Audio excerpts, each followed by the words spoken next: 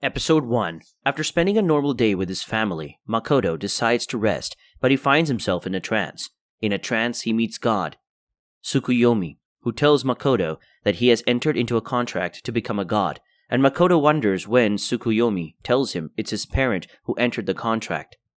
His parents aren't from that realm, and when they wanted to come to that realm, they promised the goddess they would give something important to them. So if Makoto disagrees, his siblings will be taken. So he decides to go. He meets with the goddess who says he's too ugly and she will be taking him to the wasteland. She refuses to give him the powers he will need but offers him the ability to understand and listen to animals' languages. She releases him to fall, but Tsukuyomi helps him, and he tells him his ability was restricted in the Japanese world, but in the world he is going, he will be strong. He finds himself on empty land after spending 3 days wandering. He sees some monsters carrying a young orc. He jumps there and defeats the monsters. The orc is shocked to see Makoto speaking her language. She introduces herself as Emma and tells him their city has to sacrifice to a monster called Shen so he can remove the illusion and make their crops grow. He follows Emma home and learns some magic before deciding to defeat Shen. He ambushes some people going to sacrifice to Shen and kills them, so Shen comes to attack him. He throws his fire at Shen, and Shen is shocked his fire could affect him. At this point, Shen attempts to trap him in his happy memories, but when Shen glances through his memories, he sees Japan. Shen, who is used to the wasteland, wonders how Japan is, and after Makoto breaks from her trap, she asks Makoto to take her as his slave. She changes into a woman form and asks Makoto to call her samurai. Episode 2. Makoto figures the reason Shen is obsessed with him is because of his Japanese memory. He takes her to an alternative Japanese world. They return to their world, where he meets Emma, who complains that he shouldn't fight Shen. Shen shows herself to Emma and tells her she is now a servant to Makoto. Makoto takes her to the orcs and she tells them their land is barren, and says she will provide a new dimension for farming. She tells Makoto she is obsessed with his memory, so she wants to find a video recorder to record and watch his memories. As she leaves, Makoto is determined to find his parents' history since they lived in that land before. However, Shen returns with an injured dwarf man whose country has been defeated by a spider. Makoto goes to fight the spider who injures him and collapses. While incapacitated, Shen creates a contract with a spider on his behalf, and he wakes up to a spider calling him master. Episode 3. The dwarf they had saved tells them he is from the elder dwarf and his country has been destroyed, so he asks to stay with them, and they accept. Makoto finds out the country is now filled with several clans based on Shen's request. He names Shen Tomo and the spider Mio. He keeps going to find human villages, but when he gets to one, they attack him. He figures he can't understand human language and he cries, but his friend Emma, Tomo, and Mio informs him the reasons humans ran from him is his aura. With the help of the elder dwarf's craft, he suppresses his aura and he also learns human language. Before returning to the human world with his slaves, they go to the guild and register as adventurers. They are tested for their ranks, and Mio and Tomo rank the highest in the country. The next person ranked below them is Sophia, the dragon slayer, who has killed Lancer, Tomo's friend. On the other hand, Makoto ranks the lowest. They attempt to lodge in the inn that night, and they notice that things are so expensive. The following day, they also see some people tailing their cart. While Mio and Makoto go to buy food, they meet a little girl. Episode 4.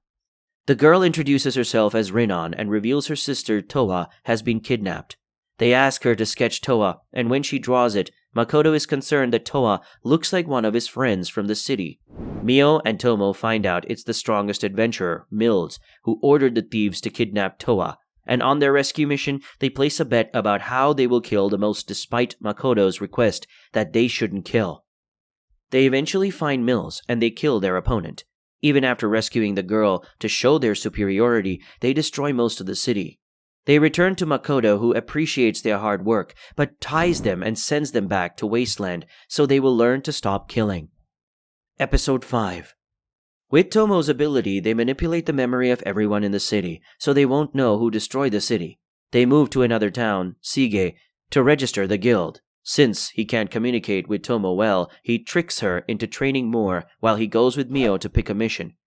It's a mission from Rembrandt Trading Company to gather ruby eye ants. He goes with Toa and Mio to achieve the mission. And during their dinner, Toa tells them Rembrandt has a very bad reputation. Emma comes to report how their city is doing when Makoto goes to deliver the jewels to Rembrandt. The manager, however, tells him they have done everything wrongly. Episode 6. Rembrandt is dismissive until he sees that Makoto has ruby ant eyes. He apologizes and tells Makoto that it will be used to create ambrosia, a healing all medicine to cure his wife and child's witchcraft. Makoto realizes he can sell products, so he goes to register as merchant, and he passes the test. He returns to his team and explains an illusion marketing to make their plan a city, so when merchant comes, they will gift their products and make their products known. That night, Tomo and Mio ask him to sleep on any of their beds, but he rejects and accepts to sleep on the sofa. On the other hand, an adventurer figures out Makoto's booming relationship with Rembrandt and asks that more adventurers be gathered to spoil the relationship. Episode 7. Makoto returns to Rembrandt and helps him cure his wife and kids. On his way back, he is ambushed by the adventurers gathered by Lime. After defeating Lime, they ask him to confess to what he has done, and he says he only kept the sleeping curse after Rembrandt had destroyed the lives of several adventurers by ensuring they don't get jobs. He didn't know the curse was a witch curse. He goes to apologize to Rembrandt, who agrees to forgive him, and he decides to resign as an adventurer. But Tomo figures he is an orphan, so she gifts him a sword and asks him to work as her spy. Meanwhile, Emma comes to inform Makoto that they have a problem. Episode 8. The problem is that the villagers are getting discouraged after he defeats them, and training between every clan proves difficult, so he speaks to them and creates a weekly contest for every clan.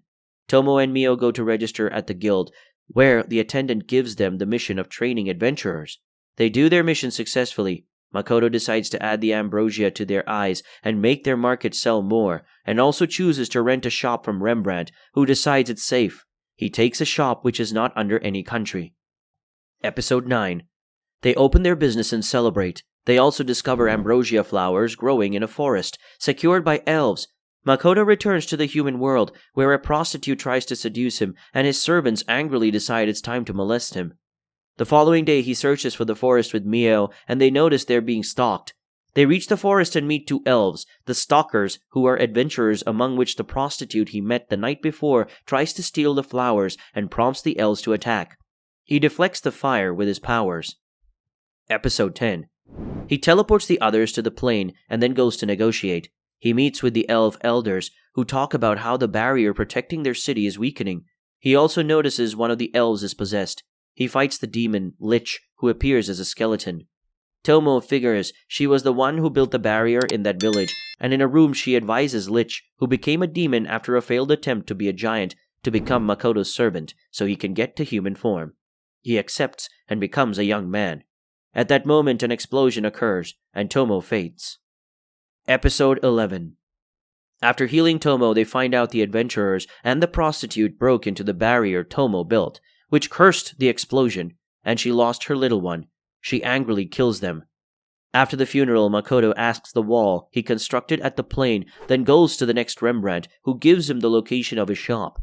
He returns to his servants and tells them he wants to learn more about his world alone, and gives Tomo and Mio his memory as a gift. As he prepares to teleport with Lich, the goddess finds him and takes him to the battlefield, where his fingers are cut off. Episode 12. He sees the warrior in front of him and they introduce themselves as Sophia and Lancer. He recognizes that name, and they tell him they have joined the demon army to destroy humanity. He removes all his power reduction substances and attacks them before returning to his world. He explains what had happened to his servants, and Tomo also shows him her new fragment, which he made from his ring. And this girl calls him father. He opens a shop and they celebrate. He figures his future may be bright but changes his mind following a fight between Mio and Tomo. Thanks for watching our video. If you want us to recap the next season, let us know in the comments section.